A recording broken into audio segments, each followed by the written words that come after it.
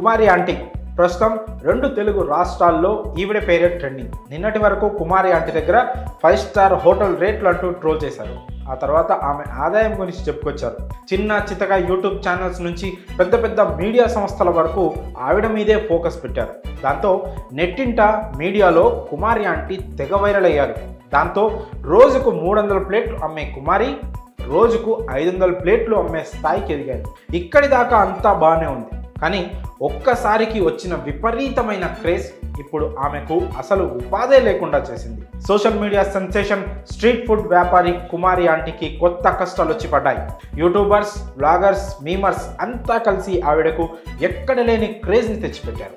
ఆవిడ మొదటి నుంచి మొత్తుకుంటూనే ఉంది, మన వల్ల ట్రాఫిక్కి ఇబ్బంది రాకూడదు, కాస్త జాగ్రత్తగా ఉండాలి, మీ వల్ల నా వ్యాపారం పెరిగిందంటూ అందరికీ కృతజ్ఞతలు కూడా చెప్పింది. కానీ ఇప్పుడు ఆ క్రేజే ఆమెకు అసలు ఉపాధే లేకుండా చేసింది. ఎప్పటిలాగానే మంగళవారం కూడా ఫుడ్ అమ్మేందుకు తన ట్రక్కులో అన్ని ఐటమ్స్ తీసుకొని ఐటీసీ హోటల్ రోడ్లోకి వచ్చింది కుమారి ఆంటీ. ఆమె ఫుడ్ ట్రక్ని ట్రాఫిక్ పోలీసులు అడ్డగించారు. ఆమె అక్కడ వ్యాపారం చేసేందుకు వీల్లేదంటూ గట్టిగా చెప్పారు. అలాగే ట్రక్కుని అక్కడి నుంచి తీసుకొని పక్కకు తీసుకెళ్లారు. మొదట ఆ ట్రక్ని మళ్ళీ ఇస్తామంటూ చెప్పారట. కానీ ఆ తర్వాత సీజ్ చేశామని చెప్పినట్టు కుమారి ఆంటీ కుమారుడు చెప్పుకొచ్చాడు. అయితే తనపై పోలీసులు చేయి కూడా చేసుకున్నారంటూ ఆరోపించాడు. తనను గట్టిగా చరుస్తూ చొక్కా పట్టుకొని ఇటు రారా అంటూ లాగారంటూ చెప్పాడు.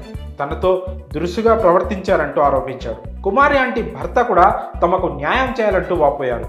బండిలో ₹1,00,000 విలువ చేసే సరుకుందని దానిని పోలీసులు సీజ్ చేశారని చెప్పారు. బండిని ఇస్తామంటూ తీసుకెళ్లి ఇప్పుడు తాళాలు లాగేసుకొని సీజ్ చేశామని చెప్పారంటూ ఆవేదన వ్యక్తం చేశారు. కుమారి ఆంటీ కూడా మాట్లాడుతూ ఎమోషనల్ అయ్యారు. తాను కేవలం రోజులో 2 గంటలు మాత్రమే అక్కడ వ్యాపారం చేస్తానంటూ చెప్పుకొచ్చారు. ఉదయం నుంచి రాత్రి 11 గంటల వరకు ఆ వీధిలో వ్యాపారం జరుగుతుందని, తాను కేవలం 2 గంటలు మాత్రమే ఉంటానని, కానీ అందరినీ వదిలేసి తన వ్యాపారాన్ని మాత్రమే అడ్డుకోవడం చాలా అన్యాయం అంటూ ఆవేదన వ్యక్తం చేశారు. తమకు ఎలాగైనా న్యాయం చేయాలంటూ డిమాండ్ చేశారు కుమారి ఆంటీ. మరోవైపు పోలీసుల వాదన ఇంకోలా ఉంది. ఇప్పటికిప్పుడు తీసుకున్న యాక్షన్ కాదంటూ పోలీసులు చెప్తున్నారు.